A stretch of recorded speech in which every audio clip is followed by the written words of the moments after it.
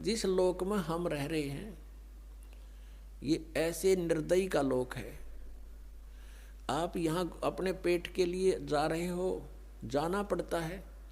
रास्ते में कीड़ी मकोड़ी ना जाने कितने जीव जंतु आपके पैरों के नीचे कुचले जाते हैं और ये पता भी होता है और फिर भी नहीं बचा जा सकता हमसे।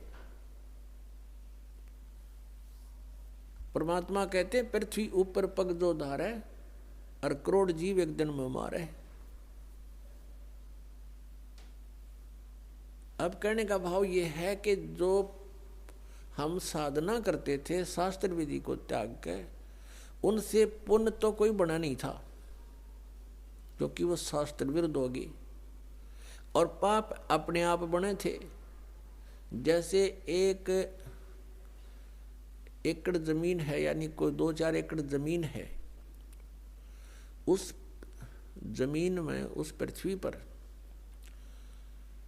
यदि उस जमीन से हम कुछ लाभ लेना चाहते हैं, जैसे कणक उगाना चाहते हैं, गेहूं चना बाजरा ज्वार कोई भी फसल हम बनाना चाहते हैं, तो उसके लिए हमने एक विशेष प्रयत्न करना पड़ेगा। वो घास पहले वाला काटना पड़ेगा, उसमें कोई झाड़ बोझड़े उग गए हैं वो काट काट के बाहर करने पड़ेंगे, और फिर हल से ट्रैक्टर से यानी परिश्रम करना पड़ेगा और पैसे लगाने पड़ेंगे।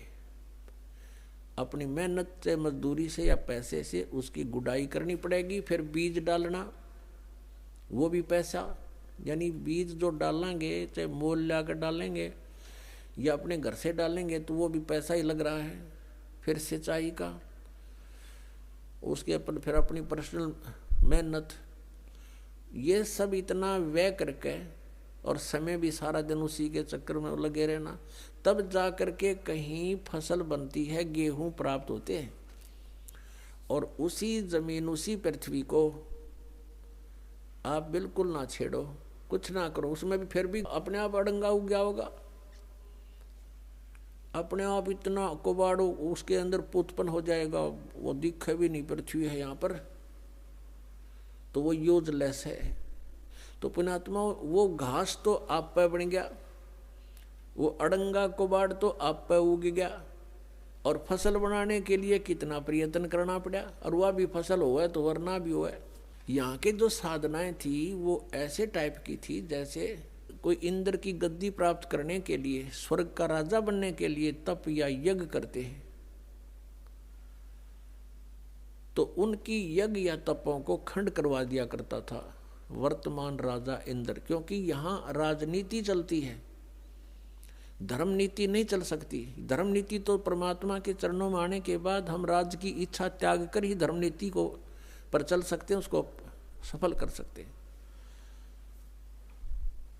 तो इंद्र अपनी राजनीति के आधार से कि कहीं कोई तेरी गद्दी प्राप्त करने की योग्य कोई ऐसा धार्मिक अनुष्ठान ना कर ले, तो उनको खत्म करवा देता था, किसी ना किसी कारण से खंड करवा देता। तो वो समझ ले, जैसे किसान यहाँ पर खेती तैयार करता है, ओले आगे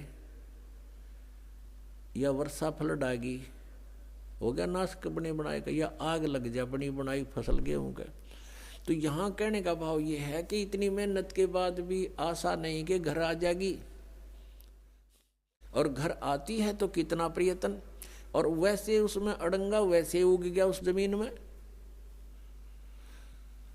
तो ये हम जिस लोक में रह रहे हैं ये ऐसा स्थान है कि हमने अगर पुण्य करने पड़ेंगे शरीर से तो मेहनत करनी पड़ेगी, काम भी छोड़ना पड़ेगा, 10 रुपये भी लगाने पड़ेंगे, तब हम पुण्य प्राप्त कर सकते हैं। और साधना हमारी शास्त्र अनुकूल हो, शास्त्र विधि को त्याग कर मनमाना आचरण ना हो, तो तब हमें पुण्य मिलेंगे। और पाप बराबर में लिखे जाएंगे, पाप अलग लिखे जाते हैं, पुण्य अलग लिखे जाते हैं। जब तक हम कबीर परमेश्वर की शरण में नहीं आते हैं परम संत के माध्यम से, तब तक हम जो साधना करते हैं चाहे वो शास्त्र अनुकूल भी क्यों ना हो, तो भी हमारी दोनों लिखे जाएंगे, पुण्य न्यारे पाप अलग, और दोनों ही हमें प्राप्त होंगे।